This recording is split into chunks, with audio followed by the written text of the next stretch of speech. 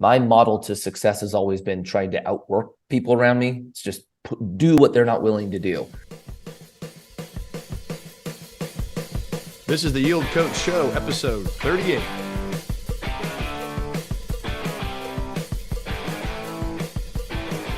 Hey everybody, this is your coach Ian Brown. A few announcements. Yield Coach Capital has opened its doors to investors looking to multiply their money while working with yours truly and our varsity investment team.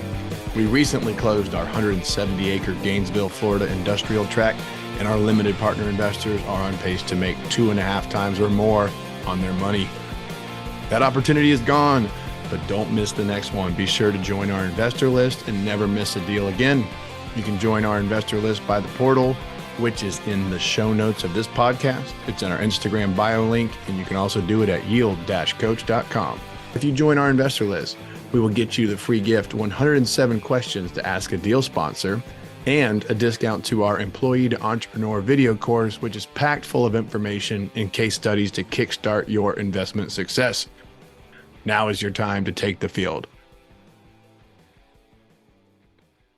I'm your host, Ian Brown. Every episode, we bring you dynamic entrepreneurs, real estate investors, thought leaders, and inspirational guests ready to open up, share their story, the good, the bad, the ugly, so you can learn lessons, gain advantages, and accelerate your success. Very excited about today's guest. We have Mr. Mikey Taylor in the house. How's it going? Thanks for having me. It's going great. I'm about to brag on you for a minute. All right. Mikey is a retired professional skateboarder that turned pro at 19. Went from making $800 a month to 6 figures at the age of 24. He co-founded St. Archer Brewery Company, which was bought by Miller Coors in 2015. That allowed him to start Commune Capital. They manage over $200 million of real estate with a concentration in self-storage and apartment buildings. And damn, that's pretty cool. Mikey, welcome to the show. Thank you. Thank you. So 20 years summed up in 3 seconds. It makes it sound like you're like efficient in doing things. Well, we're we're within a year. I don't know. I was class of 2000. I think just based on your bio. Okay, yep. So we're very close in demographic. You just have a cooler bio than me. I like having guests that are like similar in age, so I can feel like I need to like grow and reach and do more. So thanks for coming on. No problem. Yeah, I'm hanging on to the millennial generation tail end. Yeah, it's funny because if you like Google our age, like class of 2000, we're kind of like a cusp. I'm sure officially we fall into a bracket, but I know we're kind of like a bleed over age. So, I'm only partially woke. We got bootstraps and tech at the same time. Nice. Bootstraps with some feelings, yeah. Well, we have to. I would kick myself if we didn't jump back into these. I'm sure you get asked this all the time, but take us back to these skateboarding days. Turning pro at 19. I don't get asked guests stuff like that very often. I assume you grew up skateboarding, had a natural proclivity, or maybe you were just a grinder. But tell us about this journey in your younger years, turning pro. Yeah, I've always been coordinated, but I wasn't like just spewing talent. Like my model to success has always been trying to outwork people around me. It's just do what they're not willing to do. But when you're young, you don't have that outlook. I just love skateboarding. I wanted to perfect it, and it was so difficult that it paired well with my personality, which is I am super into things when they're hard. The second I figure them out, I lose interest and then I move on. And with skating, I just couldn't ever get there. And why I think it grabbed my attention for so long. And then eventually, I started skating when I was 12 or 13, 16. I start getting pressure from my parents to start working. I don't want to. I wanted to keep skating. So I basically figured out a way to get companies to give me free product, made a little video of myself, sent it out to basically every company. And I had 3 companies that started giving me shoes, clothes, and skateboards. And so for the next 2 years, I would have everything I needed. And then if I needed money, I would sell some of the product to like friends or local skaters in the area. And then from there, 18 is when I graduated, got pressure to go to college. And right at that time, I started started to have an opportunity to start traveling as a skateboarder. And so I decided that I wanted to keep doing this for a few years. Told my parents I wasn't going to go to college. They panicked. And In the beginning, I thought it was going to be short term. I thought I was just going to skate for a few years and then go back to school. Because where I was, I fully believed that if you didn't go to school, you couldn't really make it. And then at that 3-year mark, pro skateboarding or the skateboarding industry as a whole just took off. And then all of a sudden it was like, oh, we can make money here and we have opportunity. And that was kind of the beginning of me figuring out how to succeed from a professional standpoint, and then what to do after I'm done skating. Yeah. So you're gonna make fun of me. I was a rollerblader. See, we wouldn't have got along back then. I saw you almost spit out that coffee. That was funny. Yeah. I'm gonna confess. I was like I said, class of 2000. Rollerblading was my dad and I built a quarter ramp. Yeah, but I think when we did like the horizontal slats on the wood to make it curve, I think we like overcut it. So like as you would skate up it, like your wheel would start to like drive through the wood. What was the movie when we were kids? There was a rollerblade. Airborne, was that it? Oh yeah, Airborne. That was a good one. Yeah. And we I was in Florida, so we I don't know if it's a Florida thing, but like no one really went to ice rinks. I know now it's kind of funny, like Lightning's a great hockey team and we have a hockey rink in Jacksonville now. But back then, street hockey, like we would, if we couldn't get to the skate park or like build ourselves a like a ramp or whatever we were doing, we would just like play super rough street hockey with like not enough equipment until we were bleeding and tired. But that was like, we loved playing street hockey. Okay, so here's the crossover. When I was young, before I started skating, I played hockey, and before ice, I played roller hockey. Nice. Yeah. Yep. Was that the only time you were found in rollerblades? I ran rollerblades like right when it was actually rollerblade was the brand, right? Was there a brand, Lightnings, like the first rollerblades? I got those because just to play hockey, and I never got into the tricks. We just basically played hockey, and then we had an ice rink around here. And then I started playing ice, but I was in rollerblades for years playing hockey. We love that, and I think Rosie's was the brand, if I'm not mistaken. Okay. Or Rosie's, they were either the brand or the wheels, but like the Rosie's ones were cool because the skate had like a grind plate on the side of the boot and between the middle two wheels, so you could like. Oh yeah. And then we started to do. This is going to sound so cheesy. We started to do. Kona is the big skate park in Jacksonville. I think it's one of the oldest in the nation, or at least that's what I hear. It's big and it's got a lot of like poured concrete, and then it had, not by today's standards, but back in the early 2000s, like a full size vert ramp. I'm not positive what that height would be, but it had straight vert when you look down for a few feet before it curved. And so my mom was terrified I was going to like kill myself. So I had like, I think it was like an oversized helmet. It wasn't. And then I had those like slide on, they were like spandex with pads in them. Like, I had them underneath my giant, cargo shorts. Yep. And so if I fell, I had like my butt and tailbone protected in this big old helmet. Didn't have a mouth guard, but it was hard to look cool. And the late 80s, early 90s were fun. It was a good time. Yeah. I think the only other thing in that mindset that time period of my life, those I think they were called soaps, and they were shoes with grind plates in the arch. Mm-hmm. And you could buy them like at Zoomies or PacSun or wherever. And we almost got suspended because we got in so much consistent trouble for our cafeteria tables would like accordion up and then they'd flatten them down. But when they were down, they were these beautiful like 8-foot sections of table and chair. Well, not chair, bench. And everyone had like the wax in their pocket. So like, you like wax the cafeteria table, and then we'd come in with our lunches and we would just like run into the cafeteria and like grind plate slide down the cafeteria tables. And we just kept getting in trouble. And it got to a point where it's like, all right, we can't get suspended over this. We finally had to tighten up. Oh, that's good. That's good. Oh, but I swear I could probably talk about this stuff forever because I don't meet that many people that I can chat with us about. But, with this path of yours, how does somebody, I'm naive, how does somebody make six figures skating? Is it primarily promotion or like paid events? I'm just curious. Those that are making it in some of these pursuits, what that looks like. I'm naive to it. It's a good question. So basically you do deals like, sponsorship deals with companies. So you could have one sponsor in each category. You could have shoes, skateboards, clothes, wheels, trucks, etc. And you would basically negotiate a deal that for a certain amount of time, you only, wore or use their product, and then you would get a base salary. And then if you got to a point where you had your own signature item, so signature apparel or signature shoes, then you would start getting a royalty off all products sold.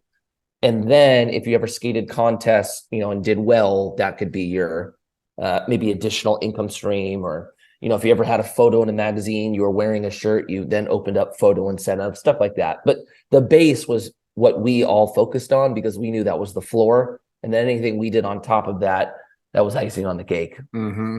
And it was a way, as a young buck to like travel and see things. I assume a lot of the travel was so covered. That part was really cool. Golf industry or the surf industry, like a lot of these guys, they've got to pay their way there. So if they're not winning kind of from the tournament, they're coming out of pocket for it. For skateboarding, everything was covered. So I would travel 6 months of the year and not spend basically anything. And so during that time, especially when I was young, before getting married and having kids, that's when I was able to really do damage, saving money and even investing from a percentage standpoint. That was a good time. Yeah. And of course, this is a show for entrepreneurs. So, Yeah. It's interesting. I saw and you kind of like researching you before the show, and we're kind of reading through your bio, investing in the stock market, met with a financial advisor. You're investing in self-storage in 2005, which if you guys do the math, that puts Mikey in his early 20s. So it's like, that's not super, I'd say A, it's not super common, and B, it's even less common for a guy who's, kind of living the early 2000s dream, skating and getting paid and like traveling. So I'm just thinking, if I had a life as cool as yours when I was that age, I don't think there's any chance I would be saving anything. So tell us how you ran. See, you're countercultural. Tell us how you managed to have like that notion to even do that. Yeah. So it was, probably the biggest driver was my parents. And when I told them I wasn't going to go to college, just the fear and concern on their side, that was one part. The second, for them to get comfort in what I was doing, they really pushed me to get financial help. Even though at that time when they were pushing me, I wasn't making any money really. They just wanted somebody helping me do that. And then I would say the third component, and maybe the most powerful, is I totally was bought into, I was making a major life sacrifice by doing this, because what I always envisioned my life being, I was probably going to say no to unless I really figure this thing out. And so I think that fear is what created the discipline, knowing that if I blew this, I was going to feel it for the rest of my life. It was like a short-term gain for a long-term L. Yeah. And so that was the big driving factor. Then when I got connected with the guy who I speak of, who really kind of mentored me through this, that's when I started, learning about some of the things I was doing. But without him, I wouldn't have even known what to do. I might have been disciplined in the sense of I'm not spending my money and I'm saving it, but I don't know if I would have moved past saving it. He was really the one that opened up the idea of financial freedom and what it really meant to get there. Yeah, I don't think anything that I do now would have been self-evident to myself. Like, we have to have those people in our narrative, in our story, that kind of open our eyes, show us and like, I've heard people talk about how just in our evolution, coming from chimpanzees or whatever your personal beliefs are, but we mirror each other, we mimic behaviors. Like, we're really good at modeling. Right. We model speech, we model nonverbal communication. Right. And I think, and like, that's why mentors and role models, I know it sounds a little cheesy, but they're critical. Like, someone has to like model a behavior or show you a path where you're not just going to think of this stuff on your own. Partly why I even have this show. Give people new ideas. I did a presentation at Washington State University. My brother teaches there, and I was up there last weekend.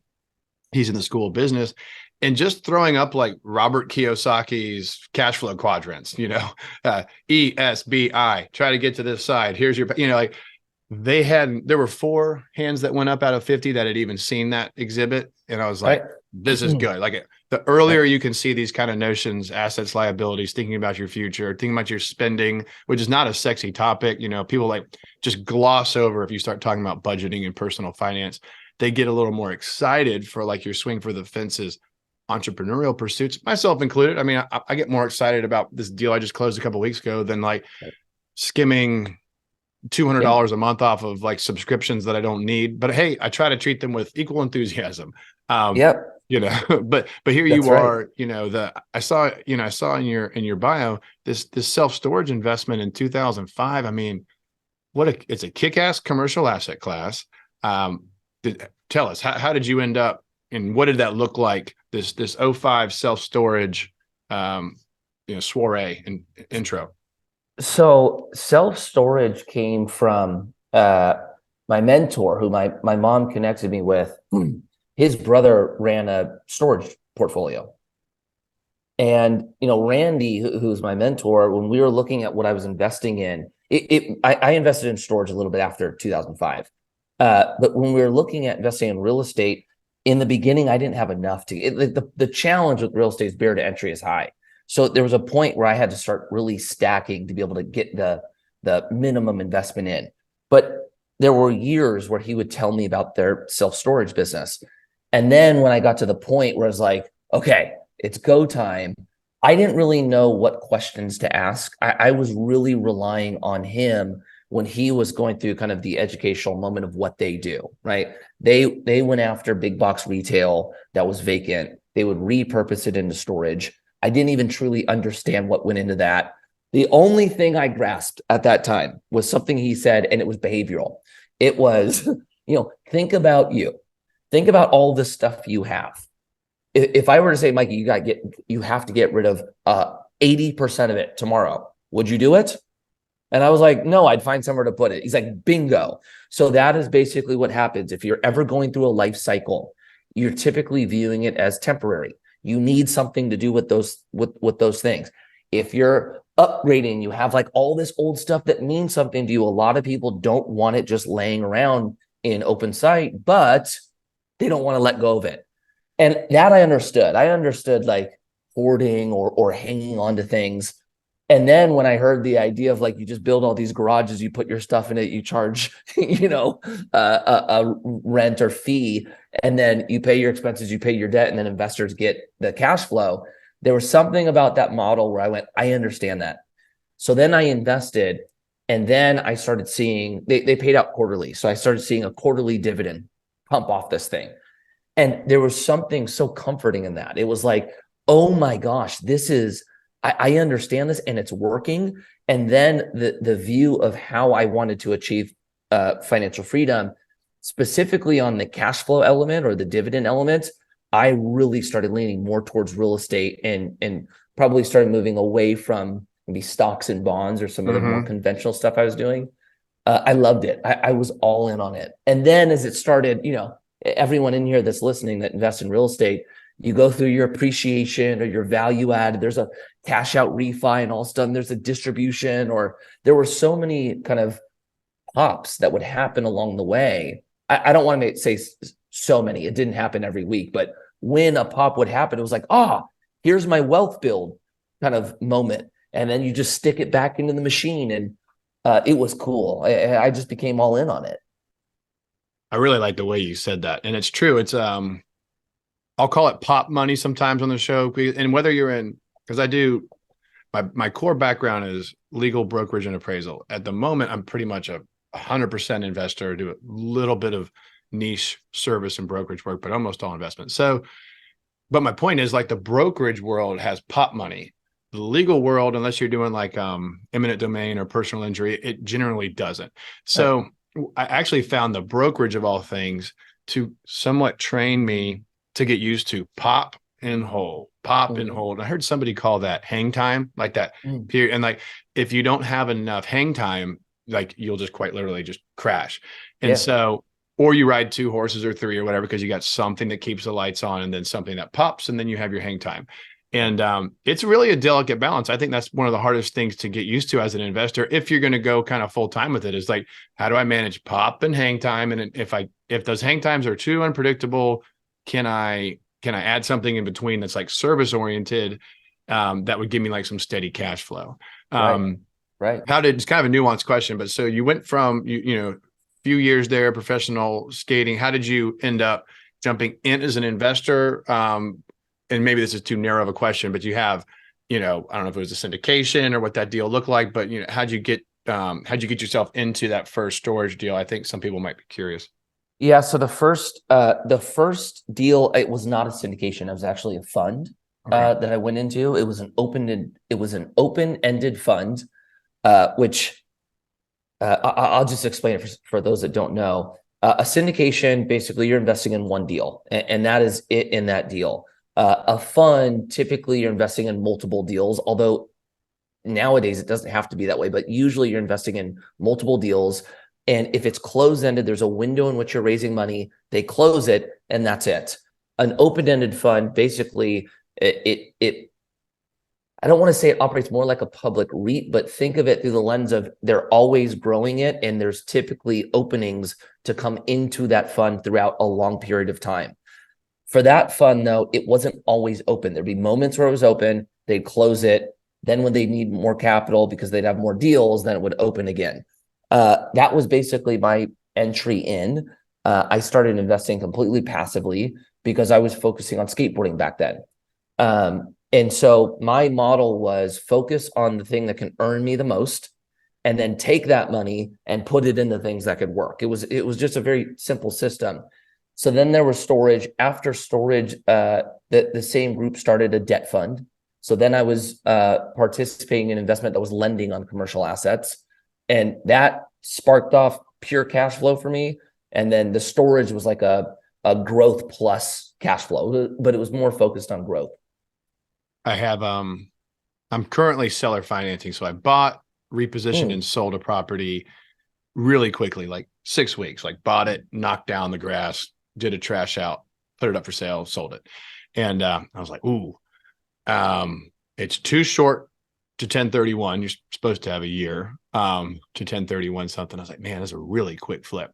And I just didn't want to get slapped by the tax man. So I ended up putting it up on the market and looking for it ended up being the right buyer. The right buyer is going to be top price and wanted the seller financing. I took a really good down payment, and I've been taking those checks. One came in yesterday. And to your point, the actual lending of money side, when you just open the envelope, you're like, wow, this is definitely got to be like the highest on the passive side. Right. It's really beautiful. And sometimes I know, like in the debt funds, you can hit some really good returns. Even like in my case, the return, I seller financed before rates really jump. So I got 6% at a time when he could have gone and got like 3.5. Right. But that's just an example. Usually your seller financing, a lot of times you're getting like an above average rate. And I already had a really good margin in the flip. And with the payments he's made for the past coming up on 24 months, there's like an extra 30 grand in the deal. It wasn't a huge deal, but it's one of those things where it adds cream, and then I don't have the big tax hit from being in 1 year. So, but just to your point, I love the banking side can be overlooked. And I think people are sometimes a little too hesitant about seller financing. I think if you take a good enough down payment, you have a borrower with a track record. I mean, I'll speak for myself. The way I sold mine, if I had to take it back through foreclosure, no problem. I've got a great down payment. I can easily recover the property and do it all over again. Plus, I knew he was about to do a big value add investment, so the property was going to be better when I get it back. So, Right. Yeah, that's something that there's some deals that we put together that are maybe more creative than others, but like if anybody listens to or has heard Pace talk about, creative financing or that world is fascinating. I don't have much experience in it though. It's not typically how we structure our deals, but I think it's awesome. I think it's really cool when you do it right. I think I know. I think with the creative finance side and the assignments for a fee, taking over subject to, I think in commercial, there's a lot of creative in commercial. I feel like a lot of the creative in commercial happens like on the equity side. That's right. Versus That's like correct. the model, and I'll call him Pace even though we're not friends. Like on the Pace side, it's like a lot of that is working, you're taking over a contract, you're taking over a debt, you're working with a seller to leave. Maybe you leave the seller in the property for a little while, or here's some cash to leave. I'll assume your loan. Right. Not all loans are assumable. You see a little bit of that. Like you probably know, like in multifamily, most of your government sponsored multifamily loans are assumable. So those are really common. I have an assumable multifamily loan in Georgia. Um, and somebody who bought that property from us probably would try to assume it because it's at 3.5 right now. But I think a lot of the creativity comes in, like, for example, not uncommon. I did 7 years of title and escrow. I saw a lot of commercial closings, and not uncommon in commercial for a seller to hold something, maybe even off the books, maybe unrecorded. So let's say the LTV the bank will give you is like 70%, and the buyer and seller are getting close on their numbers, and they propose, okay, well, will you hold 10% of the purchase price over here? And there's different ways to collateralize it without recording a second mortgage, because sometimes lenders won't let you record a second, at least not at closing. Yep. Well, that can make a huge difference. You go from a 70 to an 80 LTV, maybe you even go higher. So there's definitely some, and then of course in the capital stack, as you know, between LP structures and mezzanine loans and wraparounds, and there's a lot of creativity. I think with all this ramble, what I'm getting at is, don't feel like the absence of your own personal capital should stop you from doing deals. I think that's where I joined Hunter Thompson's capital raising mastermind in the fall, and I've been enjoying it. And I think the resounding thing that I hear, I think there's like 200-300 people in that mastermind. And I went to the January event in Kentucky, but it's this mindset shift to like, okay, if you can identify a quality deal with good margins and good returns, to be confirmed and vetted and everything, try to just erase it from your mind that this deal can't be done because you don't have the money. Right. More of that who, not how type mindset. That's right. Yep. That's very, very well said and very true. I think that, and it's, I know we're, like I said before, we're very similar in age. And I think it probably took me, it might have been pretty recently that I really, like, I think I always conceptually believed it. But I think to really walk the walk is more recent for me, Yeah. Yeah. That one, I think most of us are trained that way. I think that's something that the majority of us have to overcome. When we started the brewery, that was one thing for us. We just didn't have the money to do it and really wanted to. So that was when we first got introduced to raising capital. Once you do it for the first time, then I think it changes your perspective. You start learning how to bring other people in, or what they say, use other people's money. But that first switch to it it's a big jump. It's a really big jump. So with the St. Archer Brewing Company, where was that located, or where is it? San Diego. In San Diego. I could go on. I'm not going to spend any time on that. I wanted to go to either San Diego State or USD because I went to Gonzaga for high school, Gonzaga Prep, and in Spokane. So I was like, oh, San Diego's perfect. I wanted to do San Diego or Hawaii because they had this WUI program. It was you get in-state tuition in Hawaii, I think Alaska. No, not San Diego. So I wanted to go down there. I wanted to be like a cool Southern California guy. And living in Jacksonville, this might irritate some of my Jacksonville locals, but like San Diego is just cool. It's like everyone's got like the cool vans and surfboards and the lifestyle, whether they're really living it or not, but right. You come over here and like, I love our beach communities here, but I feel like the coolest guy in Neptune Beach is still like an average dude in San Diego. Right. Right. So, but I know I've heard San Diego has an incredible craft brewery scene. I kind of want to take a trip with the family and do a little surfing and check that out. It's really cool. It's basically the mecca of craft beer. It's awesome. Were you always a craft beer guy, or I assume you wouldn't have got into the brewery space unless you had some passion there? Well, the answer is yes and no. I would say it was more of an opportunity. We drank, where I was on it, I wasn't ever at the point where I was like, oh my gosh, I'm so into beer that I want to brew my own beer and I'm going to brew it in my garage. And then kind of the typical evolution of it. We enjoyed beer, and it was at the time where craft beer started moving its way into, we call it the mainstream, but it started touching the mainstream. That was basically it. We just saw that there was a huge opportunity here. We liked it, and we thought we had something that we could introduce, ultimately a red ocean scenario, and move it into blue with how we were looking at building the brand and marketing it, et cetera. But no, I was never like a beer connoisseur at all. I think my friends that are beer connoisseurs and brewing in their garage, I think they lack the side that you just referenced. I don't see them. I don't see them moving their Huckleberry IPAs into any location soon. Yeah, yeah. And everyone's been like peer pressure to drink that guy's, homebrew, and you're just like, okay, I'll take a swig, and then I'm going to have to go to the bathroom and Right. dump it down the sink. That's right. That's right. I feel like I had more on that whole brewery angle, but I mean, I am a craft beer guy. I don't know. I've always liked it. I've cut way back on it in the past like 6 months because it just was like making all of a sudden right at age 40, it was like all of a sudden craft beer just was like making me gain weight. And I was like, okay, I'm going to have to like cut down. I was like, oh, I like to have a couple of craft beers after work, during the week and stuff. And my wife's like, have you ever looked at the calories on these things? And I was like, why would I? And so I think I was drinking, Lagunitas little something. Yep. And we I don't know if it's true or not, but we Googled, and the first one that showed up is like the can I was drinking was like almost 300 calories, like 270 or 2. And I was like, and of course you never having just one. And so my wife's like, you realize like these beers, you're drinking like half your daily calories on these beers.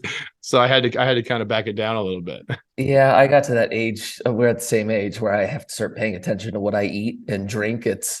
It's fun. Everyone who's not here yet, it's fun. Yeah, exactly. The future is bright. The future is bright. That's right. Well, so you get bought out by Miller Coors in 2015. Mm-hmm. I'm sure that must have felt absolutely phenomenal. I just imagine like to have because you had the concept, you knew what you wanted to do, you even did it as an entrepreneur, not just as like a beer lover. Right. You get bought out, and it lets you start Commune Capital. I see the sweatshirt you're wearing today. So talk about that. Talk about Commune Capital, if I'm saying it correctly, hopefully. Commune Capital, and what you guys have going on, and just kind of that evolution from selling the brewery and moving into your capital company. So selling it was bittersweet selling it. What was awesome was when we were out raising money, we had never done this before. So we went to friends and family primarily. And so my dad and mom were invested. My in-laws were invested. My aunt, uncle were invested. I mean, people I grew up with. And so to be able to call them and go, we did it, right? And it was 3 years. We 12x'd our investors' investment. It was an awesome day. So those phone calls, giving those checks out, like the hugs, the tears, my dad calling me, I paid off my house. That part was by far awesome. What was challenging about it is you treat your business like a child. Like it consumes so much of your time. You really do put your kind of blood, sweat, and tears into it, and you sacrifice a lot on the other end to do this. When you give it over to someone else to then control it, it's not easy. There is a part of it that is difficult. That part didn't love. The other part, absolutely loved it. So that was a good experience. Moving into starting this company, I had two partners in Commune, Paul Rodriguez and Josh Landon. Paul Rodriguez is basically the Kobe Bryant of skateboarding. He's the best, and was kind of more like Jay-Z minded when it came to it. I'm going to be the best. I'm going to own everything I'm doing, right? And then he had a company called Primitive that really started taking off. So when we sold, Paul was focusing on a skate career and really building his Primitive brand. Josh stayed in the beverage industry. So Josh went off and created a seltzer brand and a beer brand and built this kind of empire in beverage. And then I went into private equity, but it took me a year to figure out what I wanted to do. I didn't just sell St. Archer and go, this is next. When I landed on a capital company, it was really me looking back over the last 20 years and trying to, find all these key moments in my life that put me into the position I was in today. And a big one was, mentor coming into my life, educating me on how money works, and then the plug into investing in some of these assets. And so I wanted to create a company that did both of that, where you could invest with us and it was going to be an investment that I really could count on. And then also there was going to be an education component to it. And Mm-hmm. so I landed on private equity firm. I wanted to focus on real estate. And at that time, I was really into multifamily. That was going to be the launch of our first portfolio, was going to be hyper focused on the multifamily asset class. And so I built my business plan. I started reaching out to people. I started building the team. We found the first project. We went out, raised money, we launched it. And then what has felt like a very, very big grind over the last 5 years has gotten us to this point today. That's awesome. How have you, it's interesting how you came into it. And so for me, I have to do these parallels to help my mind wrap around it. Yep. I came from like a brokerage, legal, and appraisal, and I was like, man, I'm just doing a lot of, I call it service work. I'm doing a lot of service and fee work, and I'm helping my clients make a lot of money, which never bothered me. It only bothered me when I would have to fill out a personal financial statement for like a commercial loan. I was like, I'm getting by, but I'm like, my clients have the big PFS and mine looks like it, just throw it in the recycling. Yeah. And so I was like, I've got to move this net worth needle. I'm going to use that again, the net worth needle. And I was like, I've got to get equity positions in deals. I've got to and I say this sometimes. I literally started trading my client's name out as the buyer. I'm writing the contract anyways. If I like the deal and it underwrites, I'm like, it's going to be my name or my entity, and I'm going to figure it out from there. And that was a critical move. As you went into apartments, and I know self-storage, I kind of understand how you had an eye for self-storage because of that early mentorship. The question I'm getting at is, how did you obtain like an eye for what you wanted to buy? Or maybe a partner helped you out, or maybe there was some coaching. But I think that's a relevant question for those. So some people hear my story, they're like, well, Ian, you just came from being a real estate service provider to just doing it for yourself.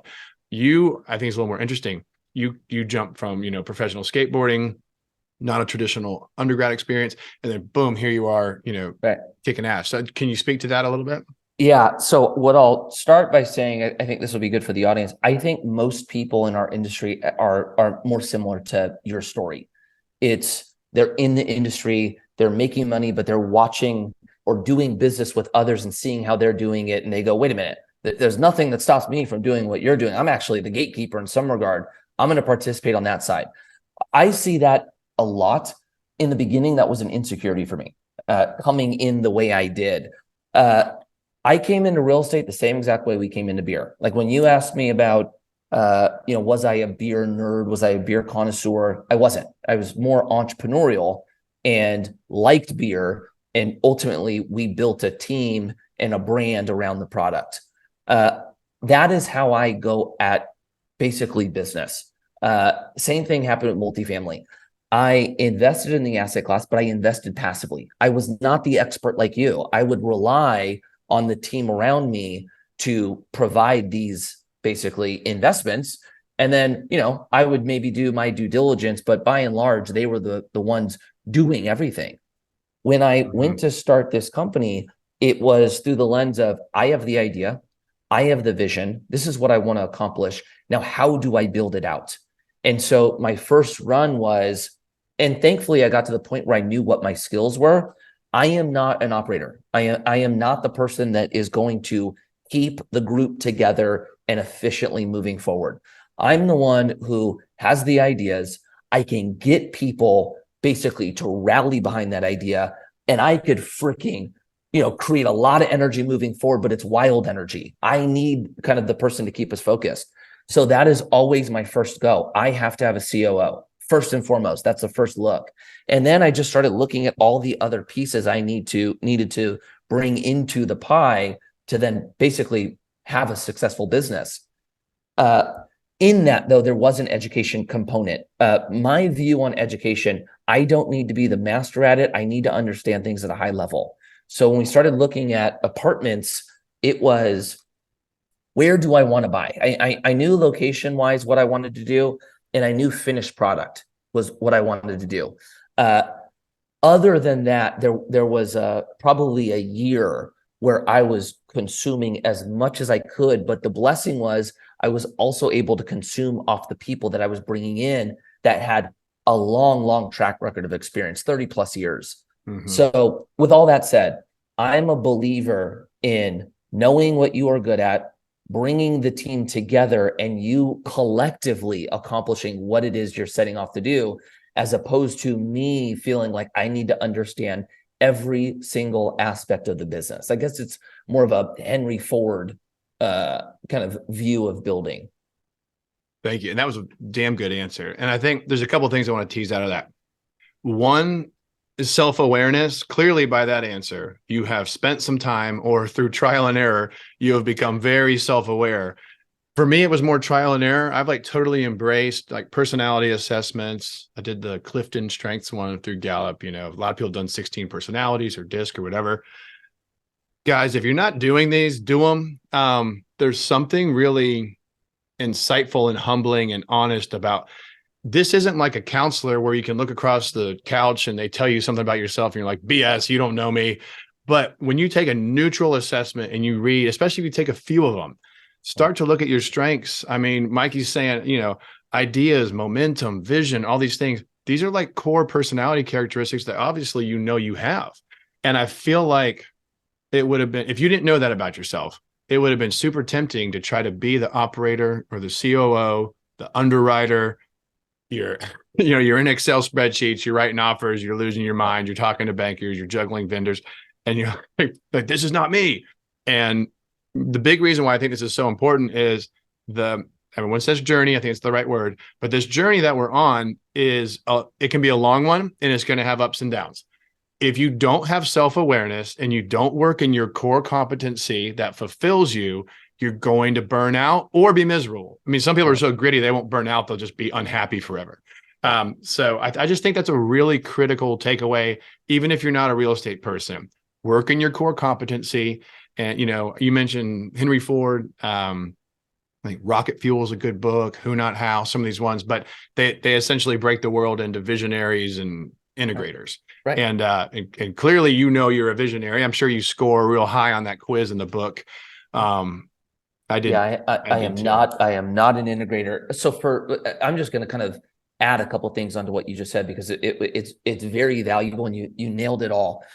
For me, it was a combination between experience and learning this thing about me and personality tests. Like the first personality I test, I was so blown away. This is actually a cool story. Rob Dyrdek, he was a huge pro skateboarder, the most successful reality personality in basically TV history, created a massive venture capital studio. I mean, he is one of the gnarliest human beings I have ever known. Very influential in my life. He started Dyrdek Machine, which is his venture arm. And he's really big on everything we're talking about, maximizing efficiency and putting people into their basically purpose or their gift, right? And the second they lean out of that, get them right back.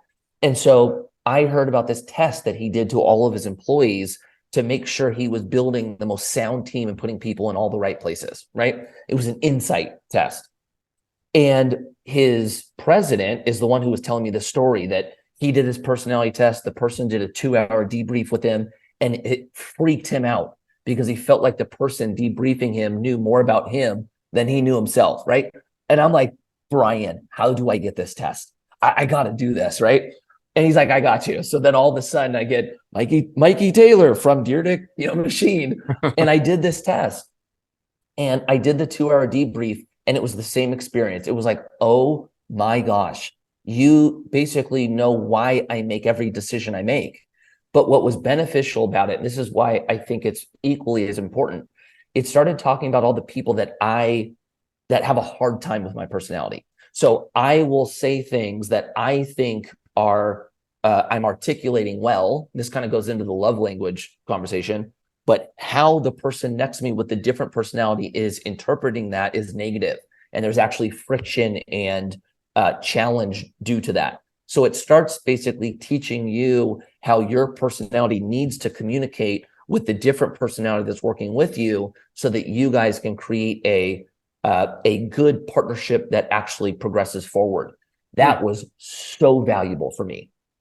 Because it's one thing like bringing talents in, but like having to learn how to work with those talents is another learned skill. Personality tests were great though. That was huge for me. Yeah, I have three younger brothers, and I think everybody's been in and out of like, little counseling here and there. And we had some trauma when my dad died over 10 years ago, and everybody was a little bit young to be losing their dad.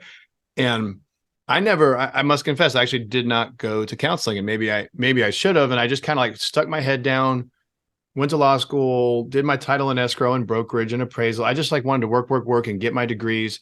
And in some ways that didn't serve me very well because I just like skipped the introspective side. I was like, I'll just like grind it. And that's totally contrary to the, now I take personality tests and I reflect on like essentially what I like. I like this. I mean, I like talking to guys like you. It makes me feel like I got 5 more years in the tank after conversations like this. And what I realized is I spent probably a decade like outside of my core personality competency. And so, although I'm a certified general appraiser, an attorney, and a title and escrow, running an escrow account, doing closing statements, running cash flows, like those are all great for what I do. They were also way outside of my personality profile. Right. So it's a funny thing to reflect on because I'm glad I have it.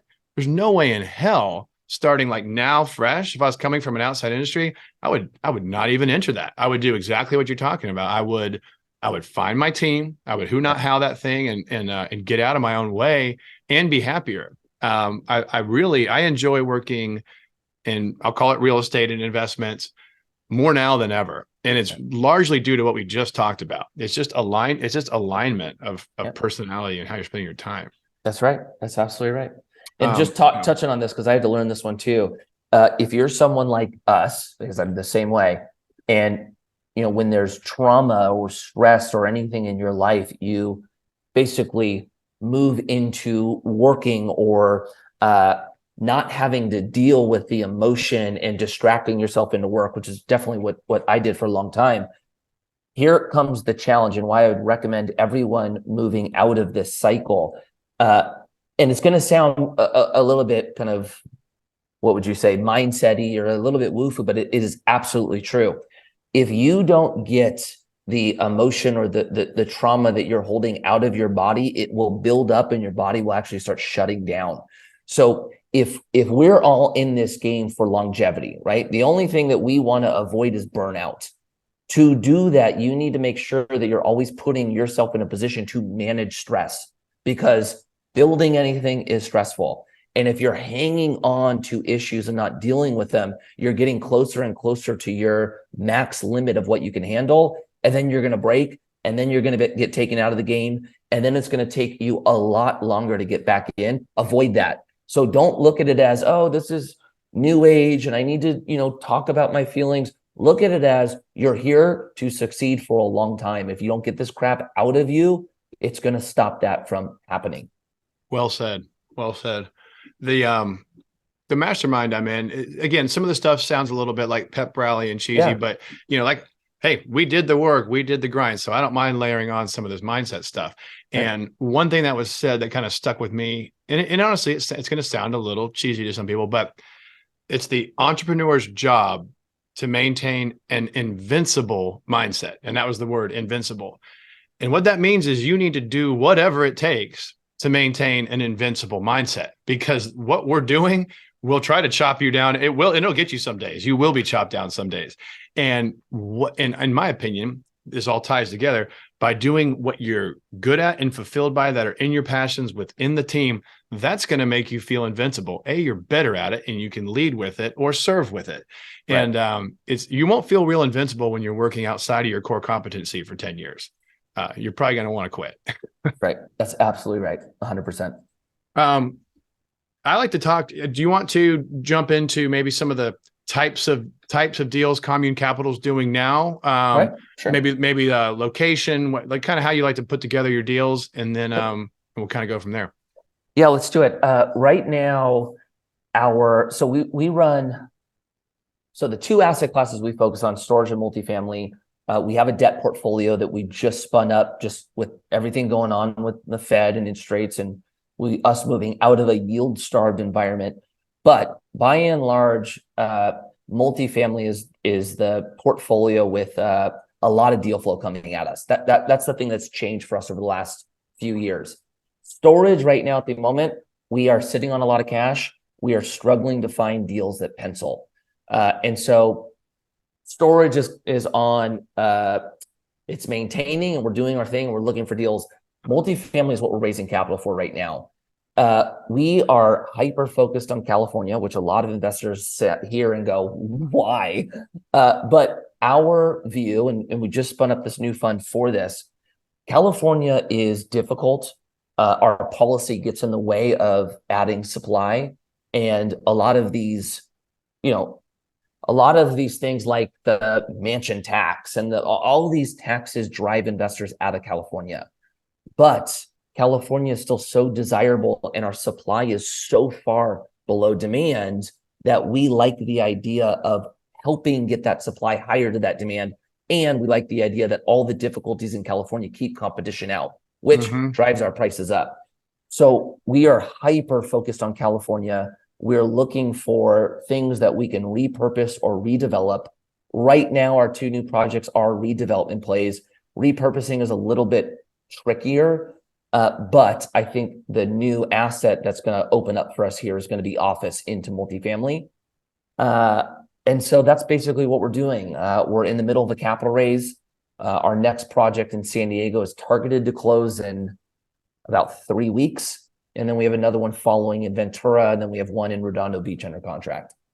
Well, congratulations. That's a full pipeline.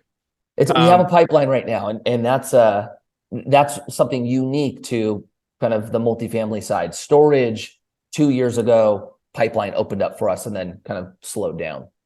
A couple of follow-up questions. So the storage, I assume these are in-place facilities, like not ground up? Really good question. No, they're not. We on the storage side, we're basically focusing on Bed Bath and Beyonds, Walmarts, Kmarts that go vacant, and then coming in and scraping the inside, repurposing it and filling them with storage. That's primarily what we're looking for, but we also have 2 development projects in our portfolio. We do not typically buy stabilized storage, but that may come into play here pretty soon. We're sitting on too much cash right now. We're looking at potentially coming in and gobbling something up. As you know, the debt market is a little bit interesting right now on stabilized products. So I'm assuming that might be a all cash purchase if we end up going that way. But we're looking for repurposing opportunity. I've seen people do those big box repurposing to storage. I've never been involved in one. Just out of curiosity, does it usually become a 3-story interior product? I guess it depends on your ceiling clearance, but yeah. What do you got? It depends, but it's typically 2. Okay, typically 2. When you're repurposing, the challenge is actually not so much deal flow. It's cities. It's most cities by and large do not want storage, and they definitely don't want it in what used to be a retail anchor. And so that becomes a challenge for us. A lot of these deals you're working on for years. They'll die, and then a year later, 2 years later, they'll come back to life. It's a difficult process, but when you do it, it's awesome. It's really cool. Yeah, I would love to do one of those. I have a colleague that's built 3 interior corridor self-storage ground up deals in Jacksonville, and they usually model a 2-year like lease up period with 600 to 700 plus units. But once I saw his cash flows, once those things stabilize, oh my God, those net operating income ratios are beautiful. Yeah. I can't remember which franchise they tend to use, but they give you the general manager. The general manager is trained. I mean, it almost feels like it's like it's better than a franchise because it's just this like turnkey operation. And Yep. That's right. Coming from the multifamily space, which as we both talked about, we've both done multifamily and we are doing multifamily. God bless multifamily. It's made us both money. I love multifamily. It is asset management intensive. It is also management intensive. And if you could pull off some of these other deals, it can be beautiful. I've been looking at boat and RV storage yards in Florida because we have all of these. The zoning is narrow for it, at least where I am, and we have thousands and thousands of housing units coming online. And almost universally, you're not allowed to park your boat and RV in the new subdivisions. So, but to your point, I love the creative outside the box stuff you were doing with that. So yeah, it's cool. Now you're right.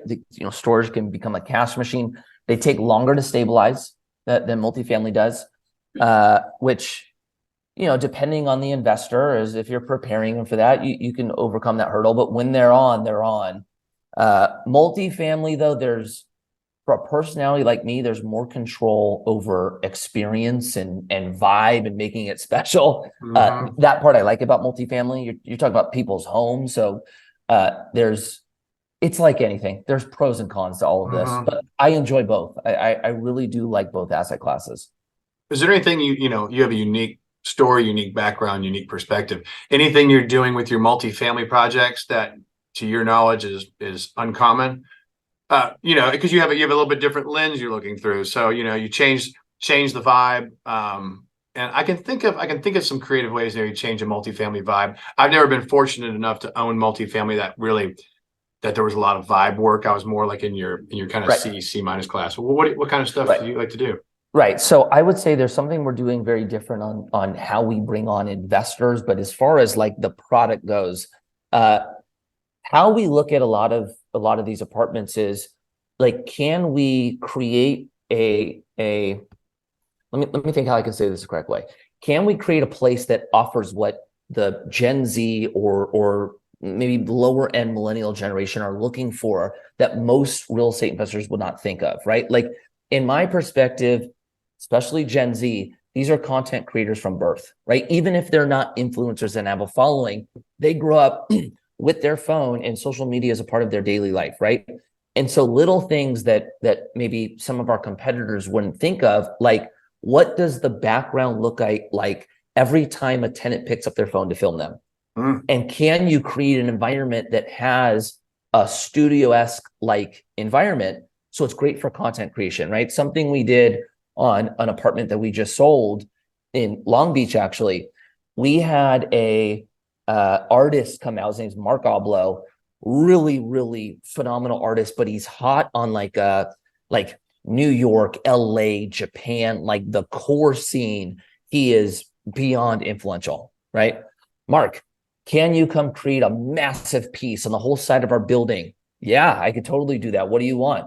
Well, I want you to help curate this thing. This apartment represents this. It's in Long Beach. We're building community. It's an all-together environment. He builds out this whole piece, right? Then we create a whole mini documentary on him and the piece he's building. Then you market that to the tenants, and then it becomes a staple of the apartment. And then, like we were talking about before, tenants are filming content with the art piece in the background.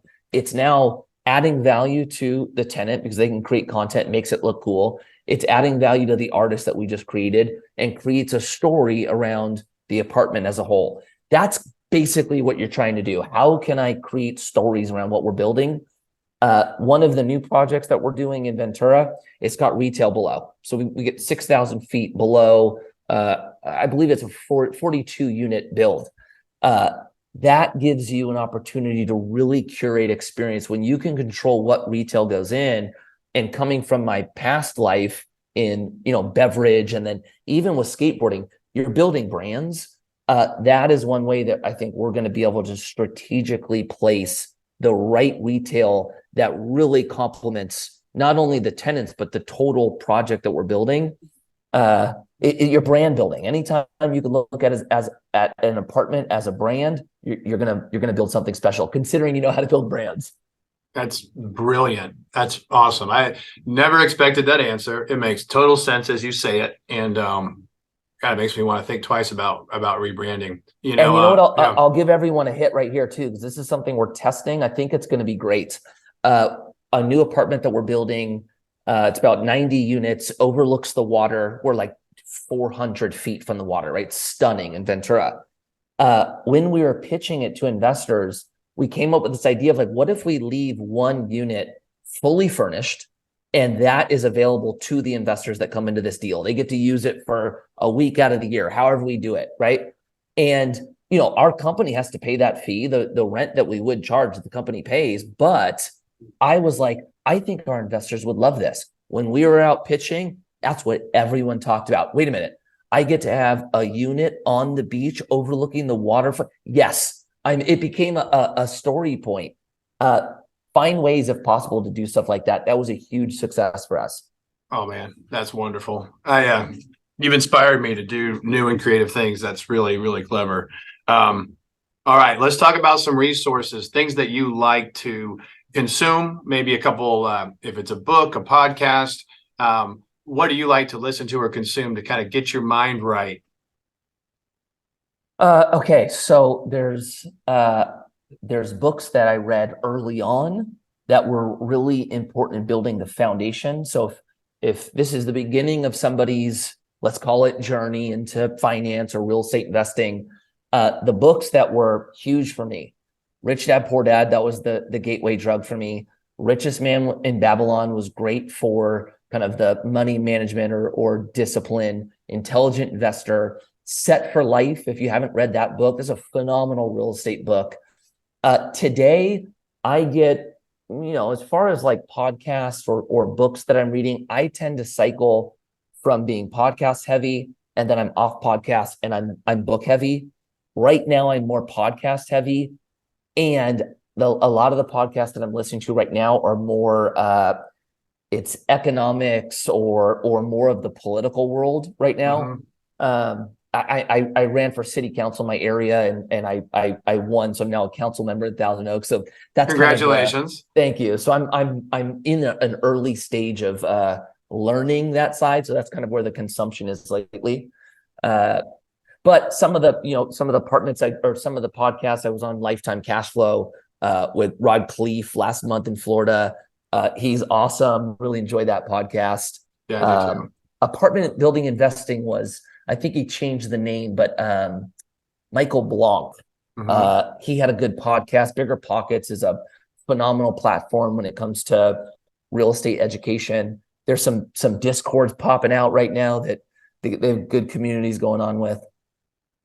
Yeah, I think those are all very good resources. And, as we kind of bring it to a close here, what would be some of your closing advice for an eager entrepreneur, kind of like a fundamental takeaway that you like to impart on that eager entrepreneur? Okay, that's a good one. So if you're the entrepreneur, there's been a handful of things that were really good for me throughout my journey of the last 20 years. One, I had to learn, I had to start doing due diligence on the people around me and know that there were certain people in my life that were there for a certain reason and others that were not there for me to bounce business ideas off of. So make sure that when you're testing ideas or concepts, you're doing it to the right group. And if it's not to the right group, it doesn't mean that that person's a bad friend. It just means that they do not fulfill that purpose of breaking down concepts and things that you're trying to test before you do it. The next one, entrepreneurs are typically overly optimistic. By nature, you don't go build things that most people will tell you can't be done unless you are optimistic. And typically we have a lot of energy around it. Where I would challenge you all is make sure that you're taking that energy in this big macro idea and bringing it down into bite-size deliverables that you can accomplish and really lean into building a business plan. Most of us, including myself, do not want to build business plans. Every time I come up with a new idea, I do not want to build a business plan.